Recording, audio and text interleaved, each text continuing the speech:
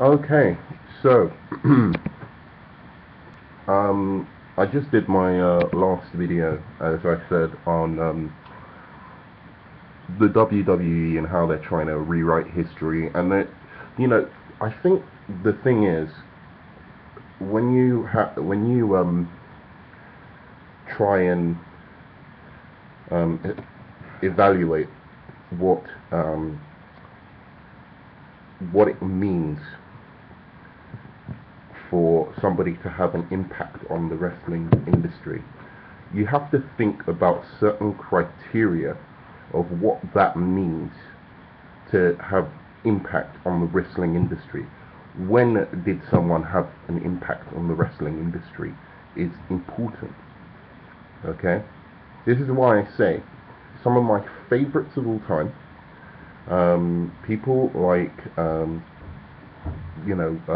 Bret the Hitman Hart, or even someone like Chris Jericho, or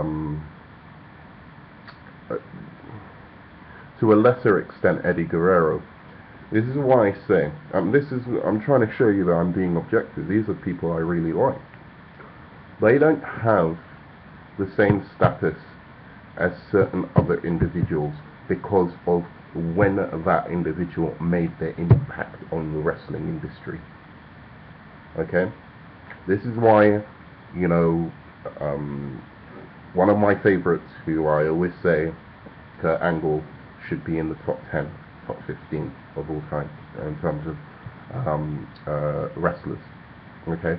Now, going back to WWE and their propaganda, okay, I'll explain something.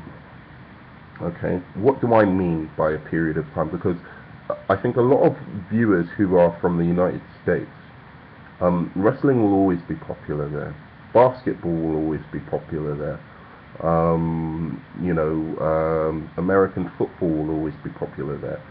So you may think that a star may seem transcendent to you, when in fact, globally speaking, that star is not actually as well known or as popular as you might well think.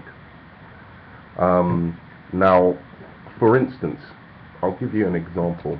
In the UK, where I'm from,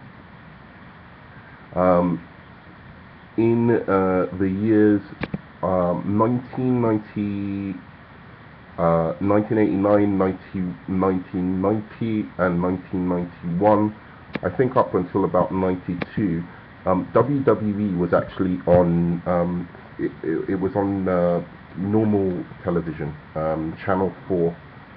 This is a television that everyone has. As soon as you put in your TV, you have Channel 4. Okay? Wrestling was so popular, was so hot at that time, that Channel 4's advertisers were willing to put it on, to buy the product, to put it on to get advertising revenue during the time that they put it on. WCW as well was on ITV during those years, also early 80s as well, and then WWF came on. Again, because wrestling was so popular at that time, so mainstream, that they had to put it on because they knew that the advertising revenue would be so massive if they put a WWE program on normal television. Okay. We then it then is cancelled. I think WCW went all the way through the 90s actually on normal television, so everyone had access to it. But the ratings dropped very dramatically at a certain period of time, up until about 96, when the NWO entered the scene. And then again, it was on mainstream TV, and it became one of the most popular shows in England, one of the most highly rated shows in England on normal TV. This isn't cable TV. This isn't something you have to pay for. Okay. WWE, again, the Attitude Era became so popular that in 98 and 99 and 2000, again, there was a program. It wasn't Raw, but there was a program, I think it was either Heat or something like that, that was put on Channel 4. So the WWE programming was on during the late 90s on normal TV, to the extent that everyone in the country knew the characters and the roster of the WWE. Everyone knew Stone Cold. This was the same around Europe. It was because wrestling became so popular, so grandiose, so in the popular imagination, that in fact it was something that everyone was talking about, not just in America and Central America, but all over the world. Okay? Therefore, the stars like Hulk Hogan and Jake the Snake and Macho Man and Ric Flair became household names all over the world. Shows in England and Spain and France and whatever were selling out all over the world due to the popularity of the show. Whereas, you know, they would have done a show in England, you know, just some years back, and it wouldn't have sold out within the first, you know, 5 minutes of the tickets being available. You go to early 90s, you go to 99, tickets sell out immediately. You put them online, boom, out. You know, you could have waited like maybe a week or something to get your tickets for a WWE event that was happening back at in those times. Now, obviously, you look at now, which is a different time, and because there are so many wrestling fans that were created by that era, tickets will sell out usually nowadays anyway. But that is only because of the wrestling fans that were produced during those boom periods, and therefore you know, like anything else.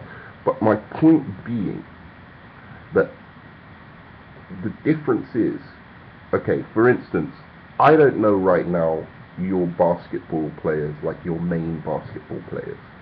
I don't know them. I don't know who's big, who's not. You know, I'm not into basketball. I never have been into basketball. Not at any period of my life. I played it a bit, but not any period of my life have I been into NBA. Why do I know NBA? Why do I know the, you know, I'm from England, we don't watch basketball. Why do I know NBA? The answer is Michael Jordan. Michael Jordan was so popular when I was growing up that I knew about certain basketball stars. I knew about Pippen. I knew about, you know, it got so big, and Michael Jordan blew it up so much that there was a movie with the main basketball players, Spaceball or whatever, in which Michael Jordan was the star. That's how big he got. Tiger Woods. I'm not into golf. I don't know anything about golf. I don't even know the fucking rules of golf. I've never played golf. But I know who Tiger Woods is. Why do I know who Tiger Woods is? Simple answer, he is a transcendent star of that sport. Okay? He transcends the boundaries of people who just have interest in that sport and becomes a phenomenon. Okay?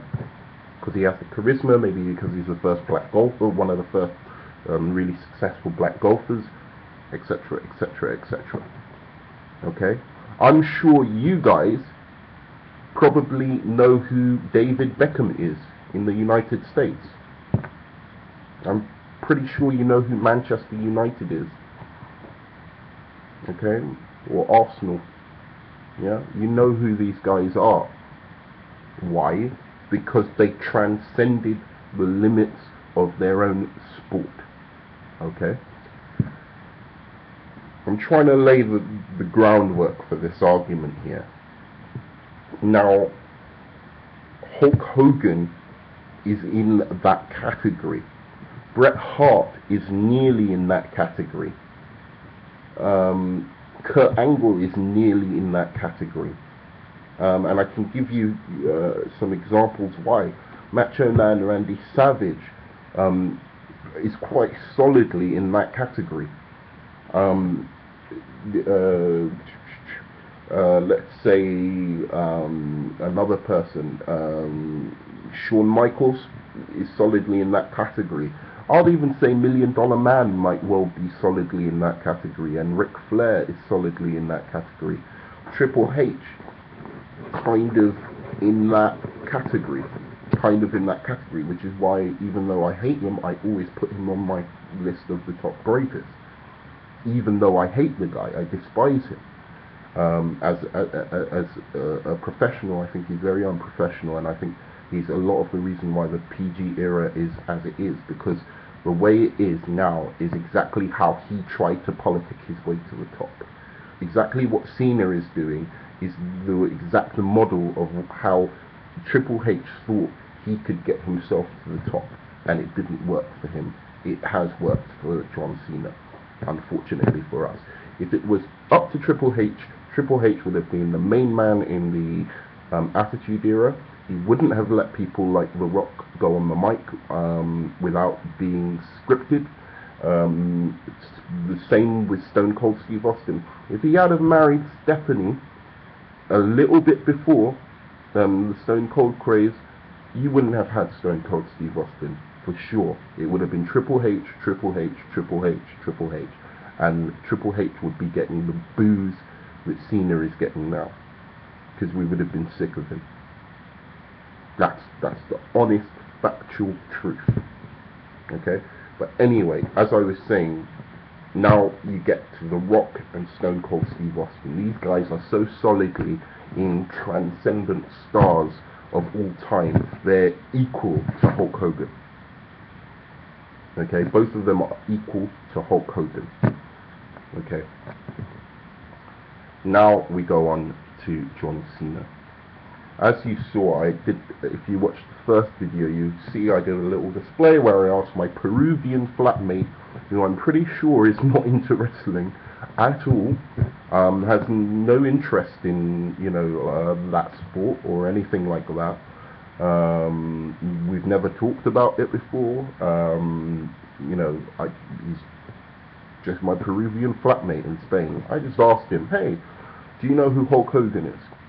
Yeah, the guy with the bald head, the American whatever. He knew. He was a blonde, bald guy, and he did the thing that Hulk does with the pythons. He did a little thing of that. And I said, okay, do you know who John Cena is? At first he thought I was trying to trick him, so he was like, oh yeah, isn't he a kind of wrestler as well or something? But he didn't know who he was.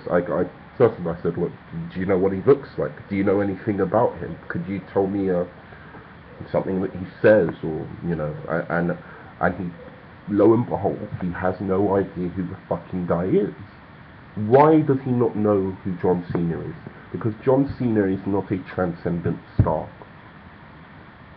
If I go to Peru and I ask them who John Cena is, they'd probably look at me like I was crazy.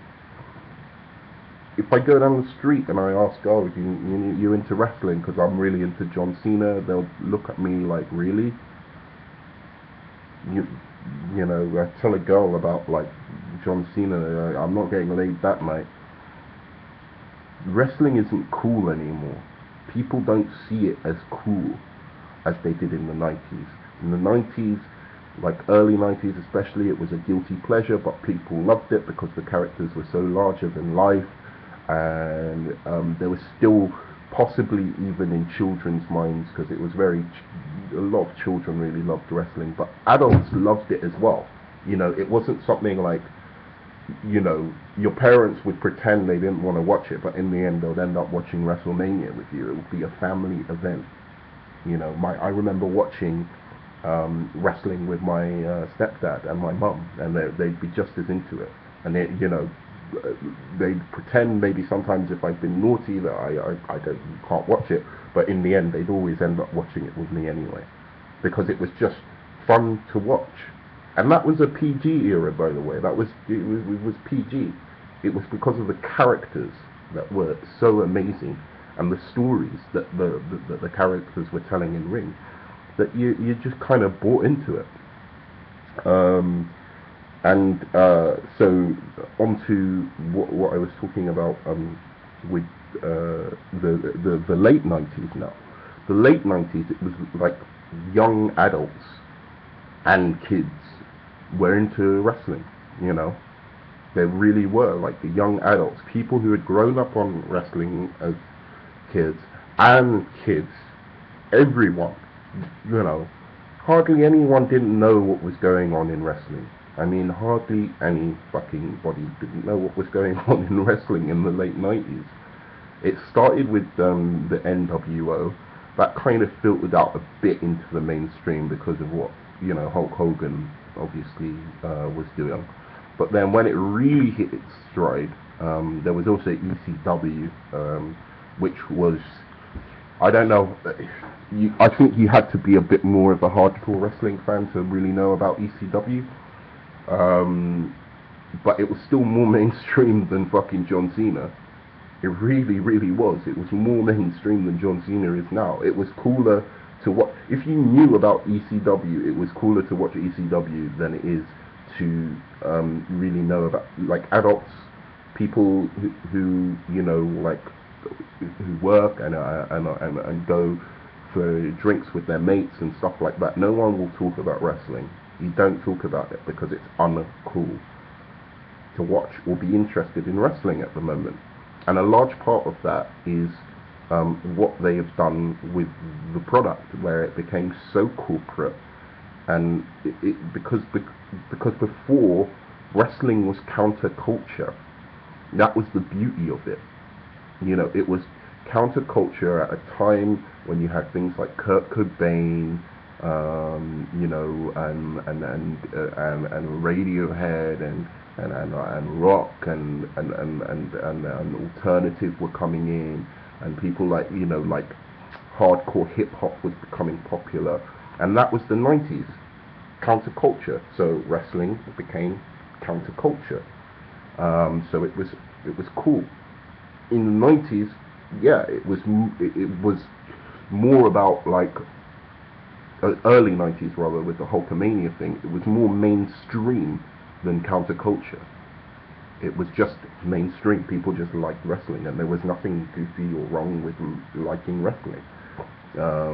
Until, you know, like, some scandals came out about WWE, which, you know, and obviously things have their ups and downs, and it was just on a down in terms of its popularity. So there you go. You've got, you know, this mainstream period where everyone just liked it and there was no problem with it. And then you have this Attitude Era, ECW, WCW, NWO era, where it caught up with the times and presented itself as counterculture. And because everything was, like, kind of counterculture then, the wrestling was cool, and Stone Cold was the kind of, you know, figurehead, face of that, and therefore people knew who Stone Cold was. Everyone, not just a few people. I'm talking about nearly everyone on the fucking planet knew who Stone Cold Steve Austin was in the late 90s. Okay, skip forward to this generation. We go through a generation where people are much more cynical. Counterculture isn't necessarily like the in thing necessarily, but we are much more cynical, much more darker, and we, you know, in terms of, like, our entertainment, you look at what's like the popular things in mainstream entertainment at the moment. Wrestling just hasn't caught up with that. It's not reflecting its time. It's a mismatch. And John Cena is possibly the biggest example of that mismatch. And I think that is essentially why, it's not that I'm saying, as I said, this isn't about good or bad or whatever. John Cena's main impact on the wrestling industry is turning people away from the product by not being somebody who reflects his times. No matter what you want to say about Bret Hart or Shawn Michaels, even Triple H, they reflected their times. They just did. The Rock reflected his times. And yeah, I mean, so the way it is at the moment, and for the last, I'd say since 2002, early, or even 2003, the way it's been, afterwards, is it's been on a constant downward spiral, to the point where this is like, really, it's at a real low point. And if you talk about, WWE every week coming on, calling John Cena, doing this stuff with charity, and him, selling T-shirts. I mean, this is the awful. Selling these T-shirts for Susan, the charity, the breast cancer charity, Rise Above Cancer, and he sells these T-shirts, and he comes on national TV and says a portion of the receipt, the profits are going to go towards towards this charity. Not like all of the profits, except for this is major exploitation, and people are too smart to be exploited like that anymore. People know too much about the wrestling industry to be exploited like that anymore. And that's the problem with John Cena. I haven't got a mate. I don't hate the guy like the IWC hates the guy. I hate that WWE is putting out this propaganda, which is, ruining its own history, because actually a lot of the more interesting periods of wrestling are being buried, and a lot of the storylines and whatever that are being buried because they're trying to make him look like the greatest. And if they show all these periods that were so entertaining and so, off the cuff, and so, innovative and interesting, if they show all of that material, John Cena is going to be made to look like what he is, not very charismatic and not very up to date with the times.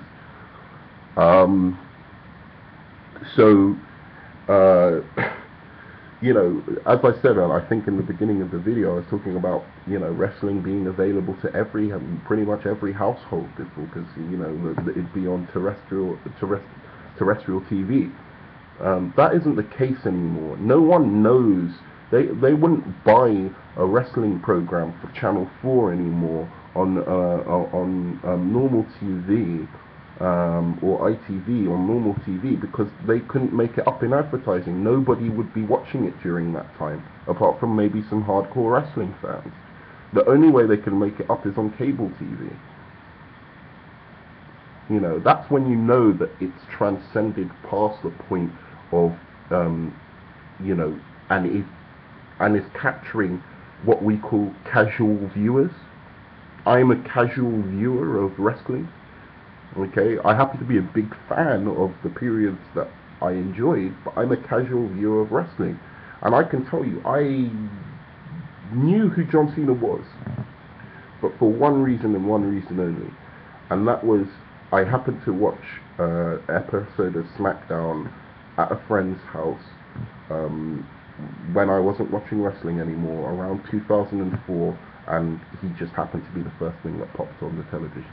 Otherwise, up until the period where, and I didn't think about him after that for a number of years, until The Rock came back to WWE. I hadn't thought about wrestling for a long time until The Rock came back. I may watch some old stuff with friends sometimes, but I didn't think about it.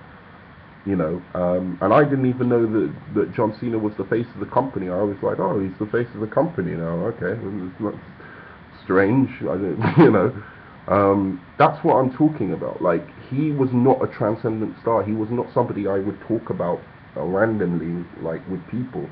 I just happened to like literally got into wrestling again very recently, and you know, as I said, so as to, you know, maintain this illusion, and there's other things that go into it, but so as to maintain this kind of story that this period is entertaining, that John Cena is one of the greatest of all time, they do a number of things which I think keeps fans from knowing some of the real great material they could get on wrestling. I mean, you know, people like Shane Douglas, the franchise Shane Douglas from ECW, you know, all of ECW, in fact.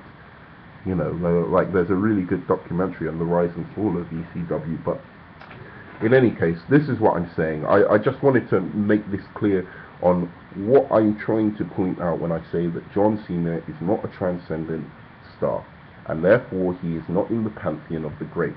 In fact, he is the least transcendent star in the history of of faces of the WWE. Period. Go back to Andre the Giant, how big he was. Go back to Hulk Hogan, how big he was. Bret Hart, people would be screaming because they love him. Plus, he was a part of the tail end of the whole Hulk Hogan boom period anyway, so people knew of him prior to him becoming the face of the company. Same with Shawn Michaels and the Rockers. People knew of him prior to him, you know, becoming the face of the company. The Rock and Stone Cold are in a class of their own. Okay, and again, the roster under those guys more well known.